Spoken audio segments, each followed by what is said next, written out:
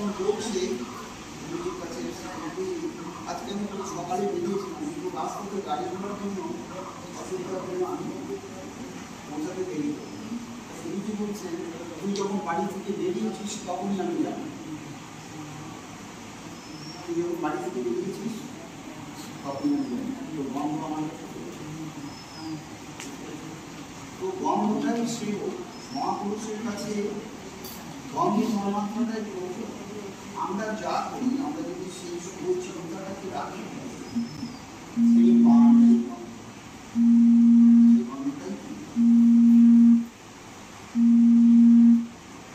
আজকে সময় একটা দেবতাকে আমরা কেন্দ্র করছি, অথচ সেই দেবতা আজকে শরীরে নাই, কিন্তু তিনি শরীরেই তো ছিলেন। একটা সময় শরীরেই ছিলেন প্রত্যেকটা দেবতা।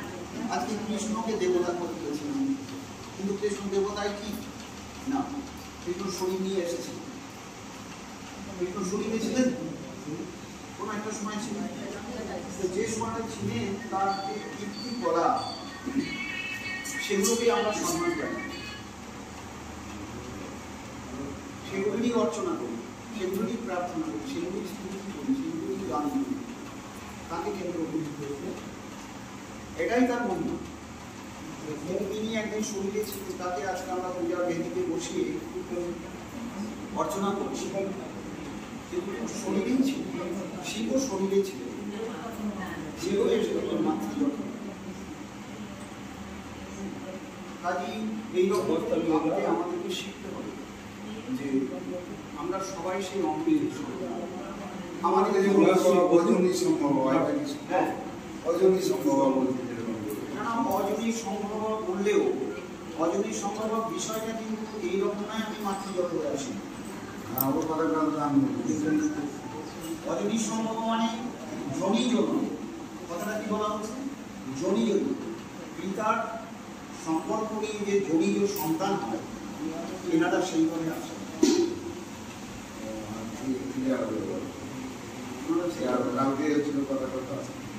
অজনী সম্ভব মানে এইরকম নয় তিনি মাতৃজগৎ থেকে আসেন, পিতা মাতার যে সঙ্গম, সেই সঙ্গম থেকে উনি আসেন। মাকে আশ্রয় করতে,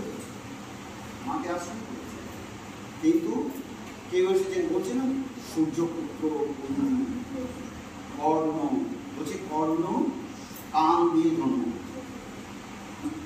কান দিয়ে তো প্রসব হয়নি।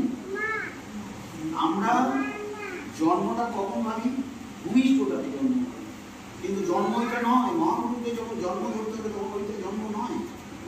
জন্ম যখন মাতৃ জঠরে স্থান পাচ্ছে, আমাদেরও জন্ম ওইটাই যে আমরা যখন মাতৃ জঠরে আমরা স্থান পেয়েছি, সেই সময়টাই জন্ম। বুঝতে পারে গেল? তো আমরা মাতৃ জঠরে যেদিন স্থান পেয়েছি সেটা পিতা জানেন না, পিতা জানেন, কে জানেন? যার জন্য মনীষীদের মায়েদের কাছ থেকে তথ্য পাওয়া গেছে, সারদা মায়ের কাছ থেকে তথ্য পাওয়া গেছে, আরো অন্য মায়ের কাছ থেকে তথ্য পাওয়া গেছে। আজকে রাত্রে আমি কাকে বলছি? স্বামীকে।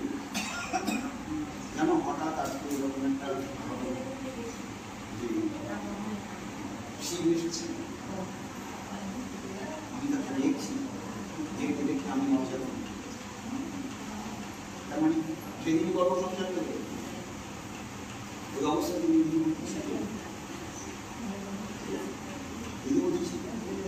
আর স্বামীর কাজ কি? স্বামীর কাজ হচ্ছে স্ত্রীর ঋতু রক্ষা, যথেচ্ছাচার ভোগ করা। স্বামীর কাজ যথেচ্ছাচার, বেশ্যাখানার মতো ভোগ করা নয়। মেয়ে মহিলা স্ত্রী ভোগের বস্তু নয়, স্ত্রী হচ্ছে সম্মানের বস্তু। সম্মান মানুষ আজকে এই মুসলিম সমাজটা এত অধঃপতনের পিছনে কারণ, এত উগ্রতার পিছনে কারণ,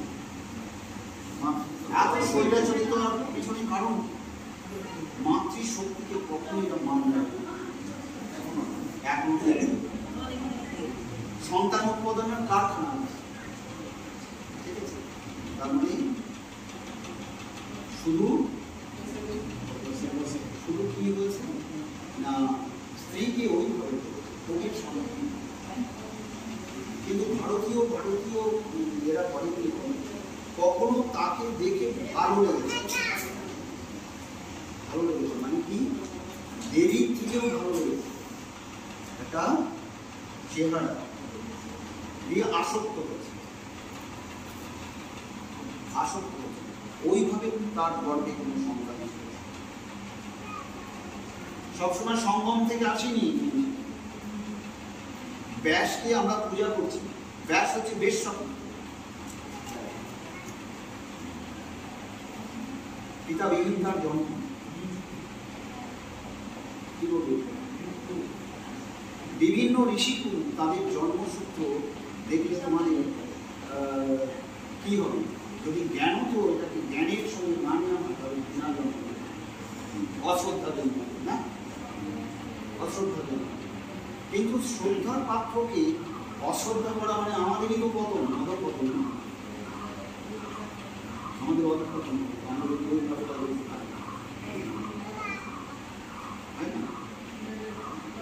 ওইভাবে ভাবলে আমাদের অধঃপতন।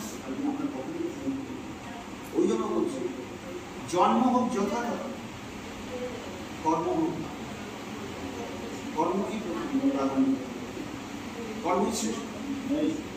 আমাদের এই জীবনকে ঘিরে কর্মশ্রেষ্ঠ। কি শ্রেষ্ঠ? কর্মশ্রেষ্ঠ। অর্জুনকে কি শিক্ষা দিলেন? অর্জুনকে শিক্ষা দিলেন কর্মের শিক্ষা। তুমি ভর্তিও, তোমার এটা কর্ম, তোমার এই কর্মটা তোমার নিজস্ব কর্ম, করতে হবে। সেই জন্য কর্মকেই প্রাধান্য দেবে, কর্মশ্রেষ্ঠ। তাহলে কর্মটা কিভাবে করতে হবে না, কর্ম করতে হবে ভক্তি শ্রদ্ধা স্মরণ। আমি যে কর্মটাই করছি সেই কর্মের মধ্যে আমার যেন প্রকৃত ভক্তি নিষ্ঠা ওর মধ্যে ধীরে ধীরে, কারণ ওই কর্মটা প্রকৃত পূজা হবে, কর্মটাই আরাধনা, কর্মটাই পূজা হবে, কর্মটা ধ্যান হবে। কর্মের পিছনে কি আছে? কর্মের পিছনে আছে ভালোবাসা। কর্মটাকে যদি আমরা ভালোবাসতে না পারি তাহলে কর্মটা করতে পারবো। আমরা ওই কর্মটা করতে পারবো, কর্মটাকে যদি ভালো না বাসি, যে কোনো কর্ম, আমি কর্মটাকে আগে ভালোবাসি, ভালোবাসা মানে হচ্ছে পূজা। আমি কর্মটাকে যদি ভালোবেসে না নিতে পারি তাহলে পূজা করা আমার হলো না। কর্মই ভালোবাসা। কর্মের মধ্যে কি আছে? স্বামীজি বললেন কর্মটাকে, কর্মকে যে করলেন প্রাধান্য দিলেন কর্মকে। কেন কর্মযোগকে প্রাধান্য? এই কারণে দিলেন যে কর্মের মধ্যে রয়েছে চারটে বিষয়। কর্মযোগের সঙ্গে কি আছে? কর্মযোগের মধ্যে ভক্তিযোগ আছে, ভক্তিযোগের সঙ্গে জ্ঞান যোগ আছে, জ্ঞান যোগের সঙ্গে রাজযোগ আছে, ধ্যান যোগ আছে। তার মানে একটা কর্ম করতেই হবে প্রত্যেকটা মানুষের। সে যদি বলে আমি কিচ্ছু করবো না, পায়খানা যেতে হবে না, পঞ্চ ইন্দ্রিয়ের কাজ করতে। যদি বলে আমি খাবো না, হাতে আমি তুলব না, তোমাকে জোর করে খাই। দেবতারা করেছেন না, সব খাদ্য পরিবেশন করার পরে হলো হাত দিয়ে খাওয়া যাবে। দরিদ্ররা পড়ে গেল কি, দরিদ্র বিপদে পড়ে গেল। শুধু খাবার, আর এই খাবারটা আমরা খেতে পাবো না, ওরা মহা সংকট করবে। কিন্তু দেবতারা সংকট করবে। দেবতারা কি করবে? দেবতারা একদম দেখে ওকে যখন খাইয়ে দিচ্ছে তখন খাবারটা পরস্পরকে খাইয়ে দিচ্ছে, খাওয়া করবে নিজের হাতে কে করবে। কিন্তু আমাদের এই পাঁচটা যে কর্মের মধ্যে বা পানি, বারো, বায়ু, বস্ত্র, বা হচ্ছে মুখ, বাক্য, যেখানে ব্যবহার করা মুখ, বা পানি কি পানি হচ্ছে আর পানিনি বলা হয়। ভালো ভালো লেখককে এই যে বেদ উপনিষদগুলো হচ্ছে পানিনি বলা হয়। পানিনি একে কি বলা হয়? সরস্বতী পানিনি বলা হয়। এর নাম পানি পানি। তার মানে বা পানি পাদ বায়ু উপস্থিত বাক্য এবং হাত হচ্ছে পানি। কেউ কাউকে হাত ধরে তখন বিবাহ হলো, ওকে হাত ধরে ওকে রথে তুলেছে, এই পানি গ্রহণ করা হবে না, ওই হাতটা গ্রহণ করা হবে। বিবাহতেও তাই করা হবে, ওর হাতটা নিয়ে ওর হাতের সঙ্গে এক করে, এটাই বিবাহ, এটাই বন্ধন। তার মানে ওকে হাতে ধরে তুলেছি রথে, ওকে আর দিল না। তাই হলো ঈশ্বরের ক্ষেত্রে তাই হলো। আমরা গেল না ফিরে সাধুরাজ গ্রহণ করলো না, ওরা আমাকে কোনোভাবেই অপমান করেনি, ওরা তোমার হাত ধরে তুলেছে, পানি গ্রহণ করা হয়েছে। আমাকে বলুন হলো না, দেখা আবার ফিরে গেল। আমরা জানতো না বিষয়টা, আমরা যদি ওইটা জানতো তাহলে আমরা হাত ধরতো না, কেন ওর ভিতরে তো সার্বরাজের প্রতি আসক্ত ছিল।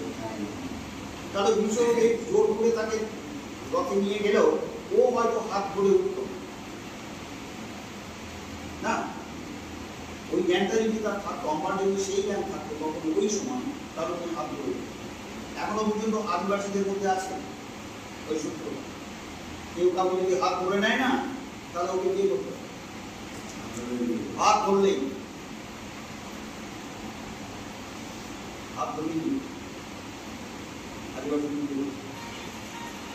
পানি পানি গ্রহণ করা। পানি মানে জল না, জল গ্রহণ করা। পানি তো অন্য শব্দ, হিন্দি শব্দ থেকে পানি না। পানি মানে জল না, পানি মানে হাত। তারপরে হচ্ছে বাক্য পানি বা পানি পাদ পানি উপস্থিত। বাক হচ্ছে মুখ, পানি হচ্ছে হাত, পাদ হচ্ছে মানে পাদদর, আর দুটো রয়েছে, একটা হচ্ছে লিঙ্গধার, একটা হচ্ছে বায়ু এবং উপস্থিত। বায়ু হচ্ছে লিঙ্গধার, উপস্থিত হচ্ছে লিঙ্গধার। এই পঞ্চকর্মেন্দ্রিয়, এই পঞ্চকর্মেন্দ্রিয় কেউ যদি বলে আমি কিচ্ছু করবো না, পাঁচটা ইন্দ্রিয়ের কাজ বুঝি না, যদি বলে আমি খাবো না, হাত দিয়ে খাবো না, হাত নেই, কাউদের হাত নেই, কেউ খালি মুখ ওকে নাম করছে, গলত প্রধান ওকে বলতে হচ্ছে ভাত, বলতে হচ্ছে খাবার, চাইছে। তো যাই হোক, এই পাঁচটা কর্মেন্দ্রিয়ের কাজ জ্ঞাতসারে অজ্ঞাতসারে মানুষকে করতেই হবে। যদি বলে কিচ্ছু করবো না, কিন্তু এই পাঁচটাকে ব্যবহার করে করতে হবে। সেই জন্য আমি বলি, এর সঙ্গে ঋষিরা কি করলেন, ঋষিরা আর পাঁচটিকে যুক্ত করে। কিভাবে? এই পাঁচটি কি? এই পাঁচটা আমাদেরকে পড়ানো হয়েছিল বিদ্যা অধ্যয়নের সময়।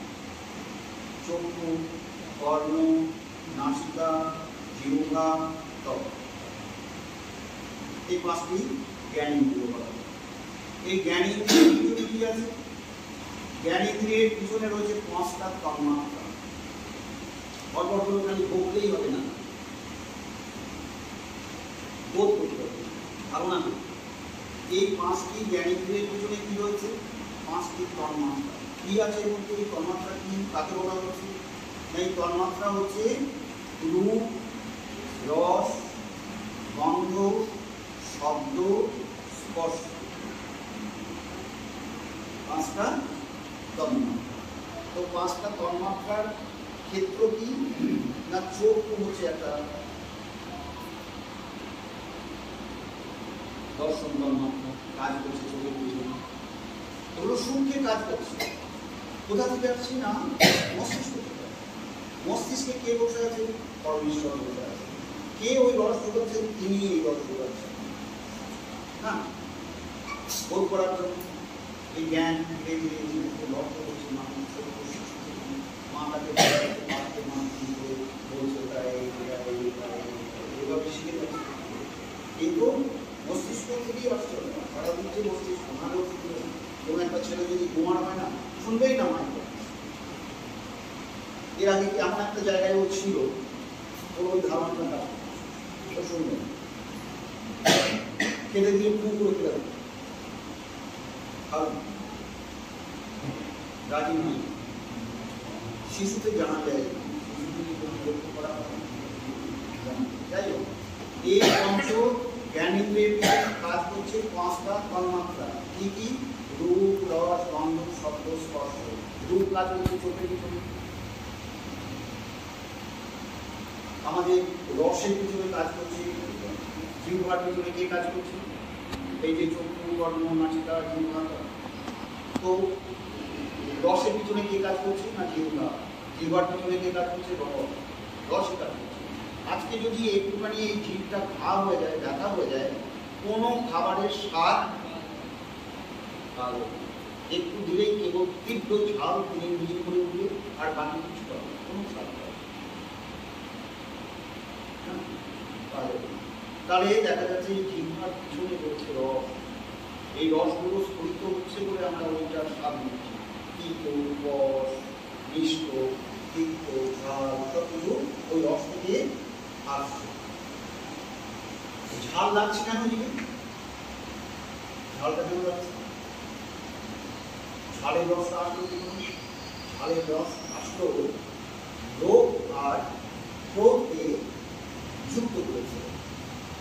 খাবারটার সামনে এসেছে, খেতে চায়ও, ঝালের জন্য লাল জীবের জন্য ও খেতে পারছে না, তার জন্য লাগছে ঝাল। রাগ হচ্ছে অতিরিক্ত, রাগ খেতে লাগছে না, তার জন্য রাগ আছে। ওর ক্রোধই ঝাল।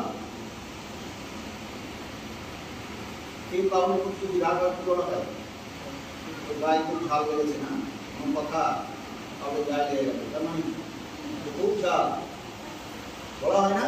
একটা বাচ্চা যদি চিৎকার করে, চেঁচামেচি করে, বললে কথা শোনে না, তাহলে কি বলা হয়? তো খুব ঝাল রে। মানে আমার খাবার ইচ্ছা হচ্ছে, অথচ খেতে পারছি না, এই যে নিজের প্রতি নিজের একটা ক্রোধ জন্মেছে, এই ক্রোধ থেকে ওই ঝালের রসটা আসছে বলে ঝাল লাগছে। তাহলে ওরা যদি না আসতো লাগতো না। আমি যদি লোকের মুখে না তুলতাম তাহলে ঝাল লাগতো না। হ্যাঁ, আমি তো জানি মানুষের ঝাল দেওয়া, কারণ আমি সেটা করবো খাবো না। আমি জল দিয়ে মাত্রাটা কোনো রকম খেতে পারি না, লোকটা তো কাজ করছে, খাবো ওই জন্য ঝাল লাগছে না, তাই না? দুধ খেলে ঝাল বেশি লাগতো, যেমন জিরে খাওয়া হয়েছে, দুধ খেয়ে যাচ্ছে শান্ত লাগছে। হ্যাঁ, তাহলে লাগতো কি ঝাল না? দেখি একটু আলোচনাটা তাহলে দেখা যাচ্ছে যে এরকম জন্য সেই ওই ঝাল রসটা, ওই পদার্থ রস কাজ করেছে, ওই ঝাল লাগছে না। তো দেখা যাচ্ছে যে এই রূপ, রস, গন্ধ, শব্দ, স্পর্শ, তার মানে রস আছে জিভ, শব্দ কানের পিছনে কাজ করছে, শব্দ কিছু পিছনে কাজ করছে কানে। আমরা প্রথমে একটা শব্দ পাই না, চোখ বন্ধ করে থাকবে, এই পয়সাটা আমার পকেটে দিচ্ছে, ওর মধ্যে হচ্ছে স্পর্শ একটা, আমার ত্বকে স্পর্শ আছে, ত্বকের উপরে জমা লাগানো আছে, জামার উপরে জমা আছে, তাহলেও আমার আমি যদি চোখটা বন্ধ করে থাকি, আমার পকেট থেকে করে ভাব দেয়, আমার ধারণা নেই, ধারণা নেই। তো এইরকম ভাবে এই স্পর্শ শক্তি কাজ করছে ত্বকের পিছনে স্পর্শ। তাহলে জিহ্বা ত্বক, রূপ চোখে, রস জিহ্বাতে, শব্দ কানে, আর ত্বকের পিছনে স্পর্শ শক্তি কাজ করছে। এই পঞ্চ তন্মাত্রা আমাদের মধ্যে কাজ করছে। এর পিছনে আর 3 জন আছে, একে 4 জন আছে। এই 4 জন হচ্ছে মন, বুদ্ধি, চিত্ত, অহং। এরা হচ্ছে অধিক সঙ্গী, অধিক বন্ধু। এতগুলো নিয়ে আমাদের এই জীবনটা চলছে। জীবনটা ছেলে থাকার নয়, জীবনটাকে আমরা ঠিক করে ভোগ করতে শিখলাম না, বুঝতেই পারলাম না। জীবনকে যদি আমি বুঝতে না পারি, তাহলে জীবনকে ভোগ করবো সুন্দর করে জীবনকে বুঝতে হবে। ওই জন্য আমি এখন যেখানে কোনো সৎ প্রসঙ্গে কিছু বলতে আমাকে বলছে, আমি বলছি যে এই তোমরা যে এসেছো তোমাদের সঙ্গে কিশোর কিশোরীরা করে ছোট্ট বাচ্চাগুলোকে নিয়ে আসছো। কেন ছোট্ট বাচ্চাগুলোকে নিয়ে আসছো? বাড়িতে ওর মাকে ছেড়ে এসেছো, ওর মার কাজের যাতে বিঘ্ন না হয় বাচ্চাটাকে সঙ্গে করে নিয়ে যেতে পারবে, তাহলে ওর মাটা বেশ কাজ করতে পারবে না, ওকে বিরক্ত করতে আমরা থাকছে না বাড়িতে, বাচ্চাটাকে সঙ্গে নিয়ে কিন্তু না, সঙ্গে নিয়ে আসতে হবে। যেখানে সৎসঙ্গ হবে, যেখানে ভালো প্রসঙ্গ হবে, সেখানে নিয়ে আসতে হবে কিশোর কিশোরী পড়ুয়া ছেলে মেয়ে। এখন যদি 10টা পড়ুয়া ছেলে মেয়ে থাকতো এই জিনিস ওরা বুঝতে পারবে, বুঝিয়ে দিলে ওদের একটা অনুভূতি একটা অনুভব থাকে, তাহলে ও নিজেকে নিজেকে চেষ্টা করতে জানা দেবে। এখন তো আমাদের জানা শেষ হয়ে গেছে, এখন বিধের কালে বিধের নেই, গঙ্গা পানের ঠ্যাং। এখন তো হচ্ছে না, এখন লরিতে করে নিয়ে যাচ্ছে মানুষকে। যখন মৃত্যুর সময় হাঁটতে তোলা হতো তখন যেদিকে নিয়ে যাওয়া হতো সেই দিকে পা দিত।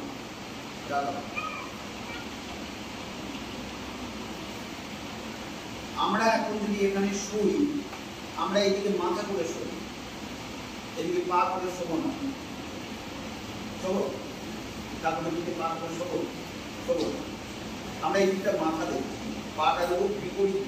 কিন্তু মৃত্যুর সময় নয়, মৃত্যুর সময় এটা হচ্ছে। ওই জন্য একটা শব্দ ভাষা ওই যে বিধের কালে বিধের নেই, এটা একটা বিধান যে আমরা ঠাকুরের দিকে পা করব। তার নিদান মানে শেষ, অন্তিম বিধান না, বিধান হচ্ছে অন্তিম সময়। তা সেই শেষ সময়ে তখন আর কোনো বিধান কাজ করে না, কোনো বিধান দরকার নেই, না। আমরা দেবতাকে যখন খেতে দিচ্ছি, কোনো কিছু বিতরণ করছি, তখন কিভাবে দিচ্ছি?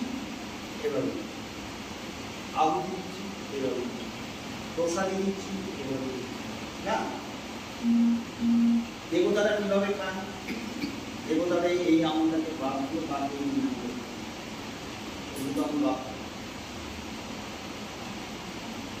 এইরকম করে খায় না, ভালো ভালো শিয়ালে দেব এসে খায়, কিন্তু দেবতারা খায় না। দেব চিন্তা যাদের ঈশ্বর আছে তারা এই আমল কিন্তু এইভাবে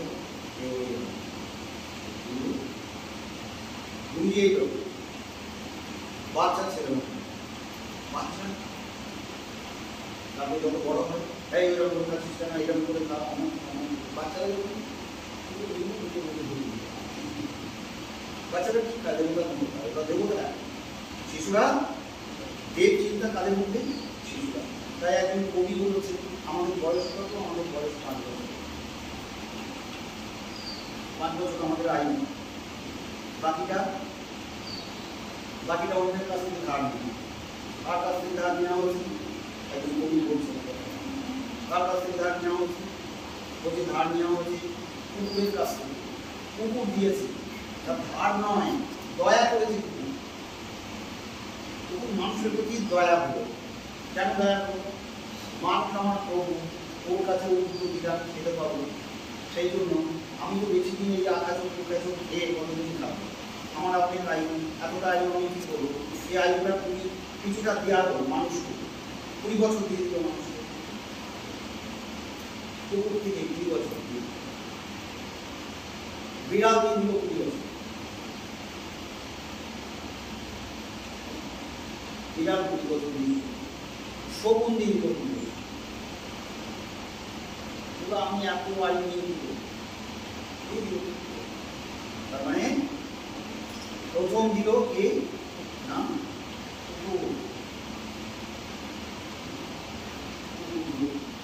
তাহলে 65 বছর আমাদের এটা যদি ঠিক হয়, 65 বছরের একটা নির্বাচন দিয়েছে। 65 বছর কিন্তু আমাদের হাতিয়ার ঠিক মোটামুটি থাকে। তারপরে 72 এসে গেলে 72 ধরে দিল, 72 দিল, আর তার কিছু না, তখন ওইগুলো কাজ করছে।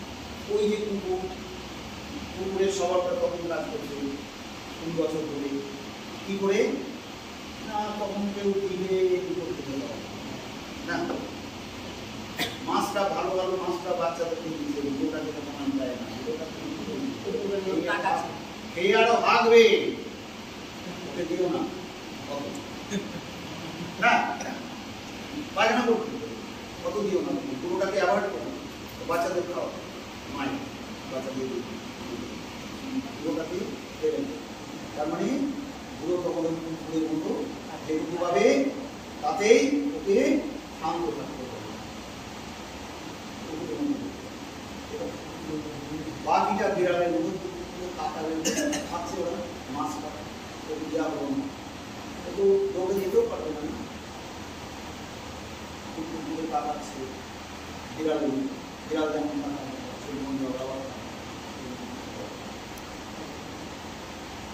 দেয় না, কাছাকাছি যে বিড়ালের সভা, এই আমাদের ২০ বছর প্রাচীন বিড়ালের সভা, খেতে চাইলেও খেতে পাওয়া যাবে না, কেন সেদিকে রোগ এসে গেছে, ডাক্তারও ডাক্তার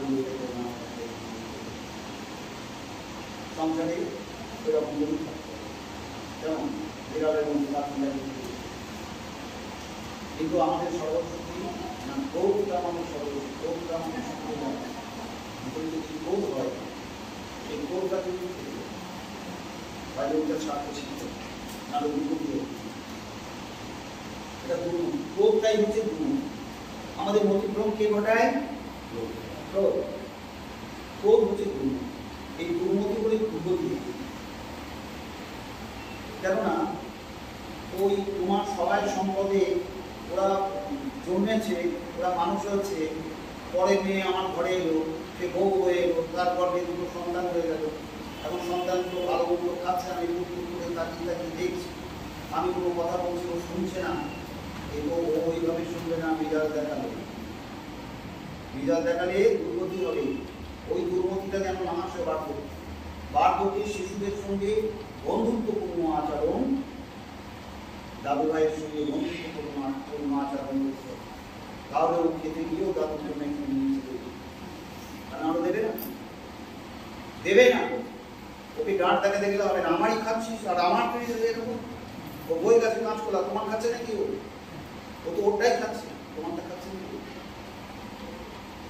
ও শুনবে না, ওখানে ডাঁটনি দেখিও না, দুর্গতি হবে, শুনবেই না, ও তো ভালোভাবে জানে, লাঠি নিয়ে তাকিয়ে তেড়ে আসলো, আমার পিছনে লোক আছে, তুমি পারবে না বলো, তুমি ওই লোকের লোক মানবে না, কত দূর দৌড়াবে ও, পুরোটা কত দূর দৌড়াবে, বেশি দূর পারবে না, কাজেই পুরো ওইখানেই থাকবে, কাজে এটা করলে হবে না, ভালোবাসা স্থাপন করতে হবে, ওদেরই সংসার, ওদের কি আনিয়েছি, আমি তো এনেছি, জোগাড় কে করেছে, কে জোগাড় করবে, আমি তো করেছি জোগাড় না, ছেলের বিয়ে কে দিয়েছে, বাপ দিয়েছে না বসে,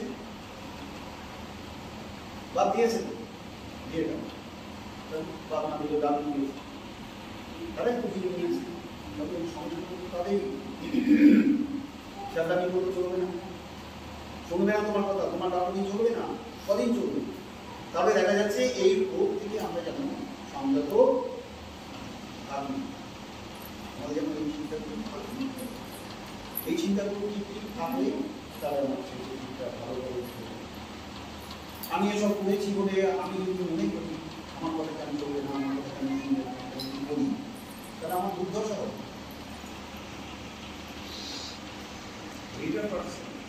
তাহলে দেখা গেল শকুনের মতো, শকুনের কাছে আছে ২০ বছর, তখন আর পাচ্ছে না, আন্দোলন সঙ্গে মাথা যুক্ত হয়ে গেছে না, শকুন যেমন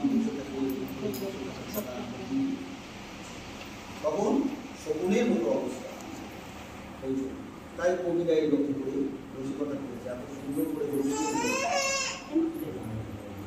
এই রসের পিছনে কি আছে, রসের পিছনে রয়েছে, রসের পিছনে জ্ঞান, কি রয়েছে জ্ঞান, এনারা রসকর দিয়ে করেছে যাতে আমাদের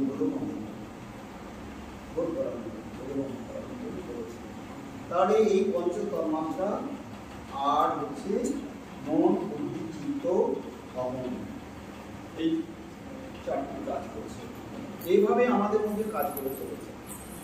এগুলোকে আমাদের শ্রমটা জানতে হবে। বোঝা গেল মোটামুটি?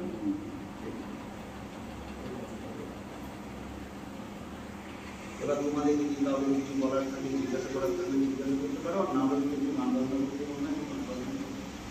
আমাদের প্রথম শুরু হয়েছিল প্রতিষ্ঠা দিবস হিসাবে ওই দেয়াল ঘরটা যখন গেল ভেঙে, তখন যে বিষয়গুলো করা হয়েছিল সেখানে বসে বসে আমরা তখন শুরু করেছিলাম গুরু পূর্ণিমা করে আসছে। এই আশ্রমের প্রতিষ্ঠা দিবসও হচ্ছে গুরু পূর্ণিমা। হ্যাঁ, কাজে এখানকার প্রতিষ্ঠা দিবস আমাদের মালদা আশ্রমে প্রতিষ্ঠা দিবস। আর এটা ব্যাস পূর্ণিমা হিসাবে গুরুজিকেও সেই জায়গায় বসে এখন আমি গুরুকে ওই এতে বসে শ্রদ্ধা এটা হচ্ছে গুরু পূর্ণিমা। সৎসঙ্গে সময় কাটা, আলোর সঙ্গে কেটে যাওয়া, গুরু পূর্ণিমা অনেক জায়গায় আমরা আশ্রমে করছি। এবারে এরা শুরু করে যাই হোক কেন এরা তো সমিতি করেছে, আর সমিতিতে মেম্বার সংখ্যা সমিতি যদি চায় যে এটা হোক না করতে পারবে, সেই সূত্রে এরা শুরু করেছে।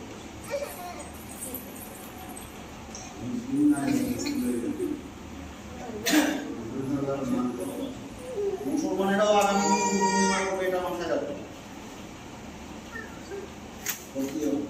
নবীকে বোঝাতে পারবেন, নবীর শব্দটাই বোঝাতে পারবেন না বাংলায়। মোটামুটি স্কুলে বাবা যেরকম সরস্বতী পুজো করে জীবন করতে হবে, যেন সরস্বতী পূজা করতে হয়। মোটামুটিতে আছে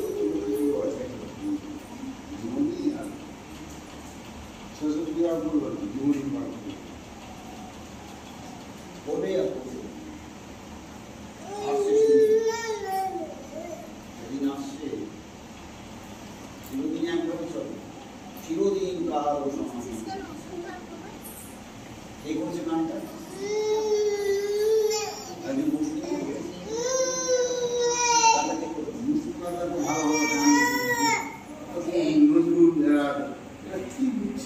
মেজরিটি পার্সেন্ট। মেজরিটি তোমার কি আজকে বাংলা বুঝতে পারছে না যে সরকার চলছে, এই সরকারটা ঠিক করছে না? প্রধানমন্ত্রী জিইয়ে রেখে দিল আমাদের সরকার, আরো বেশি করে রেখে দিল না, নিয়ম বানিয়ে দিল।